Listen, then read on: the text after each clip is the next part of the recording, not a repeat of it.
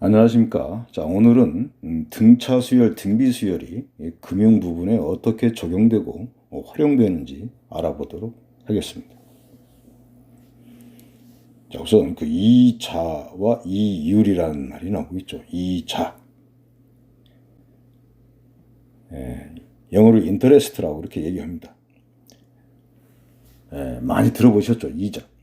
자, 우리가 이 다른 사람의 그 재화를 빌려서 사용한다면, 예를 들어서 다른 사람의 집을 빌려서 사용한다면 그 집 소유주한테 일정 금액의 사례금을 줘야 됩니다. 이때 이 사례금은 그 집의 이 값어치와 그 빌린 기간에 따라서 달라지는 것이죠.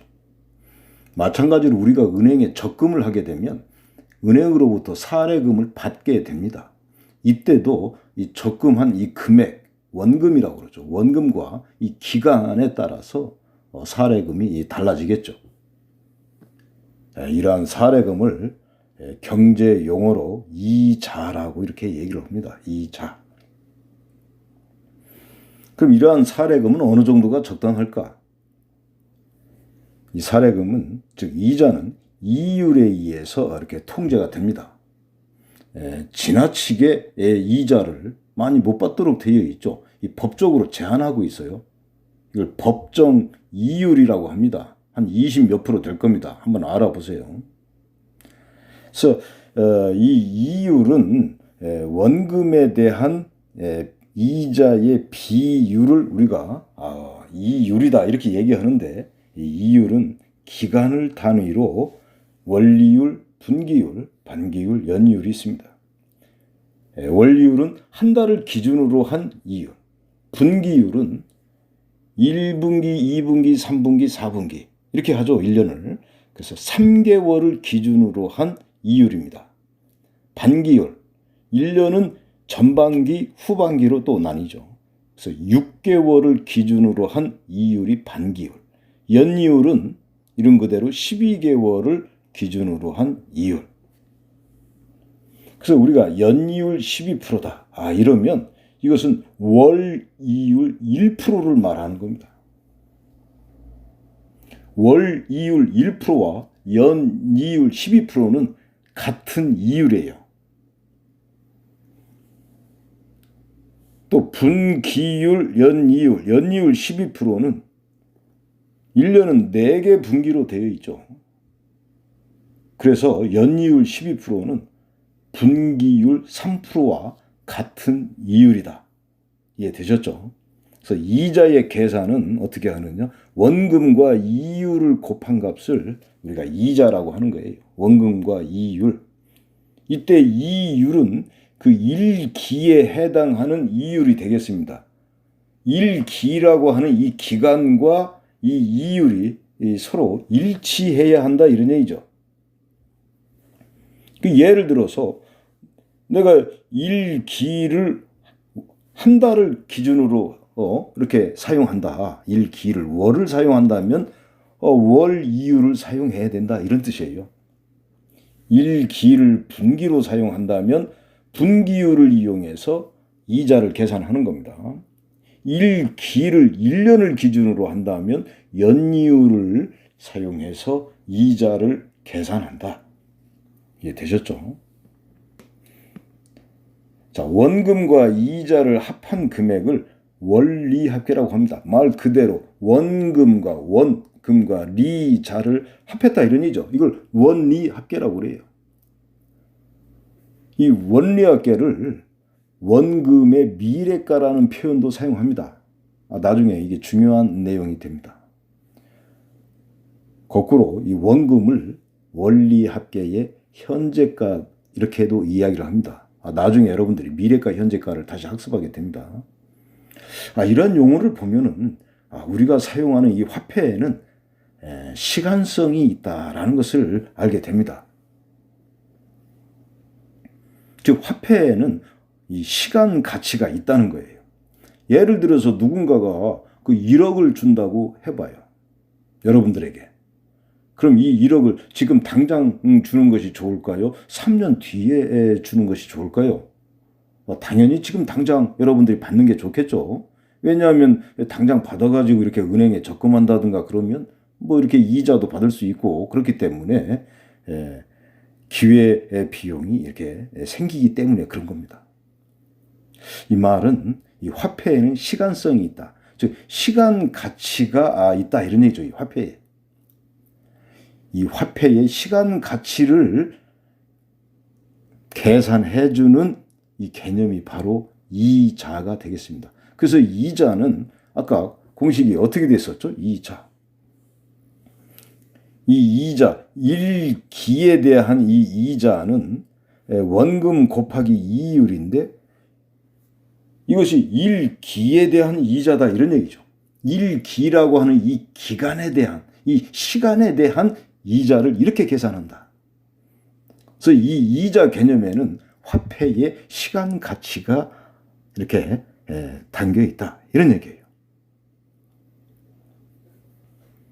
그래서 이자를 보통 우리가 I라고 합니다. 인터레스트 해서 이자, 원금, A, 이율, R 이렇게 보통 쓰게 되는데 그래서 이자, 일기에 대한 이자 I는 A 곱하기 R 이렇게 계산이 됩니다. 화폐의 시간성을 반영하는 개념이 이자다. 이해되시겠죠? 자, 그러면은 이 화폐의 시간성을 반영하는 것이 이자인데 이 이자가 1기에 대한 이자뿐만 아니라 2기, 3기, 4기 이렇게 시간성이 계속해서 이렇게 확장이 된다고 했을 때 이자를 우리는 어떻게 계산해 줄까? 이게 문제가 되겠죠. 이자를 계산하는 방법은 두 가지가 있습니다. 경제학에서는. 등차 수열을 이용하는 단리법과 등비 수열이 적용되는 복리법이 있어요. 그래서 이 화폐의 시간 가치를 계산해 주는 이 이자를 계산할 때는 복리법으로 하느냐 단리법으로 하느냐에 따라서 이자 계산이 상당히 상이한 그러한 결과를 초래하게 됩니다. 자, 시작해 볼까요? 단리법. 등차 수열의 알고리즘이 적용된다 그랬어요. 원금이 A, 일기의 이율이 R, 기간이 N일 때 이 원리합계 SN을 단리법으로 구해보겠습니다. 표를 보면서 해볼까요? 일기의 원리합계. 원리합계라는 것은 원금과 이자를 더한 것이다. 그랬죠. 그래서 원금이 A가 되고 있고 이자는 원금 곱하기 이율 이것이 일기에 대한 이자죠.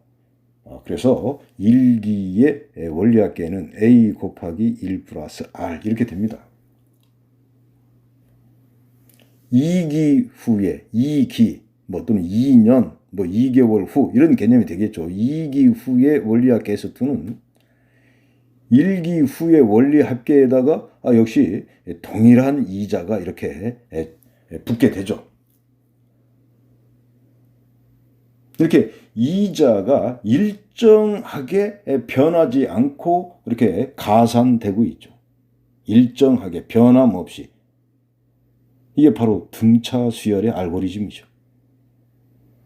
그래서 정리해보면 A 곱하기 1 플러스 2R. 그래서 N기 후의 원리합계 SN은 N-1기 후의 원리합계에다가 플러스 이자를 더한 값이 되겠죠. 이자를. 역시 이자는 변함없이 AR로 일정하다. 정리해보니까 A 곱하기 1 플러스 NR. 이것이 N기 후의 원리합계를 구하는 하나의 공식이 되겠습니다. 자, 외워야 되겠죠. 이 공식 외워서 여러분들이 처리할 수 있으면 되겠습니다. 자, 이 알고리즘을 귀납적 정의로 여러분들은 지금 수열을 공부하고 있기 때문에 이렇게 귀납적 정의로 다시 표현해 놓고 있습니다. 자, 다음에는 복리법 알아볼까요? 복리법은 등비 수열의 알고리즘이 적용되고 있다. 그래서 원리합계 SN은 A 곱하기 1 플러스 R의 N승 이렇게 된다. 지수함수가 이렇게 나오고 있죠. 등비 수열. 한번 볼까요? 역시 원금 A, 2율 R이 되고 있고 기간이 N일 때 원리합계가 SN인데 이걸 복리법으로 해보겠습니다. 자, 여기서는 여러분들이 인구 증가율을 생각하면서 이 알고리즘을 이해해 보면 되겠어요. 자, 1기 후의 원리합계는 원금 플러스 이자 이런 얘기죠. 이자는 AR. 그래서 A 곱하기 1 플러스 R. 자, 단리법과 똑같죠. 여기까지는. 자, 2기부터 달라지죠. 2기 S2. 2기가 됐을 때의 원리합계는 1기의 원리합계 플러스 이자인데 이자를 어떻게 계산하고 있습니까? 바로 1기의 원리합계 S1 곱하기 2율 R 이자를 이만큼 가산해 주는군요. 아까 단리법과 매우 다르죠. 여러분들이 인구 증가율을 계산할 때 어떻게 했었죠? 항상 전년도의 인구의 증가율로 인구 증가량을 계산했죠. 이게 인구 증가율에 대한 문제였었죠. 항상 전년도 기준으로. 이렇게 바로 전 기의 원리합계를 기준으로 이자가 계산되고 있다. 이게 바로 등비수열의 알고리즘이죠. 정리해보면 A 곱하기 1 플러스 R의 제곱. 3기가 됐을 때의 원리합계는 2기 원리합계 플러스 얼마만큼의 이자를 계산해 주느냐? 바로 이 전 원리합계 S2의 2율 R을 곱한 값 이만큼의 이자를 가산해 주고 있다. 이자 계산이 무섭죠. 정리하면 이렇게 됩니다. 그래서 N기 후의 원리합계 S는 A 곱하기 1 플러스 R의 N승 이렇게 우리가 공식으로 외워서 처리하고 있습니다. 역시 귀납적 정의를 이렇게 표현해 주고 있습니다. 자, 한번 문제 풀어보겠습니다. 원금 1억 원을 연율 5%군요. 10년 만기 정기 적금에 가입을 했습니다. 단리법과 복리법으로 계산해봐라. 그래서 원리합계를. 자, 단리법으로 해볼까요? 그럼 원금 1억. 자, 공식 외우셨습니까? 원금 1억 곱하기 1 플러스 2율 5%니까 0.05. 기간은 10년이죠. 곱하기 10년. 자, 기간도 연이고 이율도 연이율. 이렇게 기간과 이율이 서로 일치해야 한다 그랬죠. 계산해보면 1억 5천만 원. 복리법으로 해볼까요? 1억 곱하기 1 플러스 이율, 연이율 0.05, 기간은 10년 이런 얘기죠.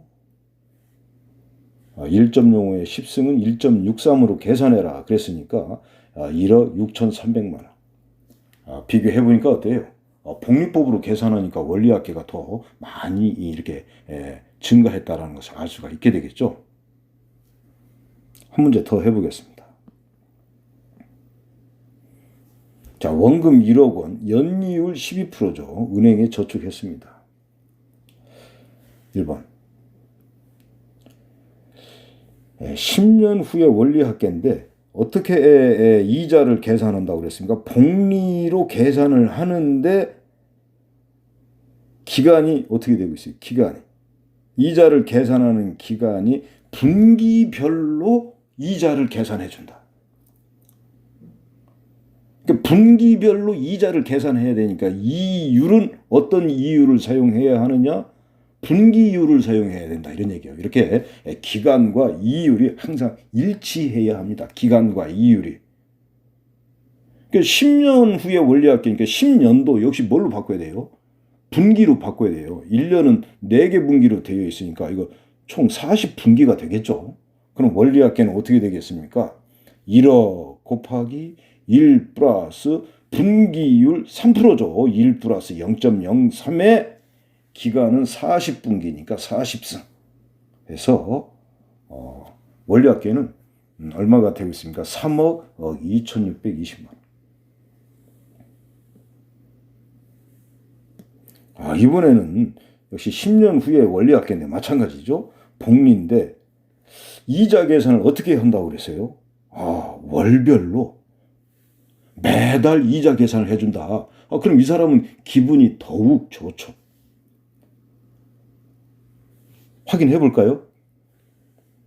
자, 1년은 12개월이니까 10년은 120개월이 되겠죠. 이때 이율은 원리율로 바꿔야 되겠죠. 원리율. 그렇죠? 연이율 12%는 원리율 1%로 이렇게 바꿔서 계산해 줘야 된다. 해보면은 1억 곱하기 원리율이 1%니까 그렇죠. 1%니까 1 플러스 0.01의 기간은 120개월. 이해되시죠? 계산해 보니까 3억 3천만 원. 어때요? 아까는 3억 2,620만 원인데 이번에는 3억 3천만 원이죠. 이렇게 연이율 12%인 금융상품을 이자 계산을 어떻게 해주느냐? 그걸 잘 살펴서 여러분들이 금융상품을 선택하실 수 있어야 됩니다. 다음은 이 프로그램 35번 여러분들이 한번 배웠던 이 복리법, 단리법을 잘 생각하시면서 한번 문제를 풀어보시면 되겠습니다. 자, 다음 시간에는 우리가 흔히 매달 이렇게 적금을 한다고 그러죠. 이러한 정기 적금 문제를 알아보는 그런 시간이 되겠습니다. 수고하셨습니다.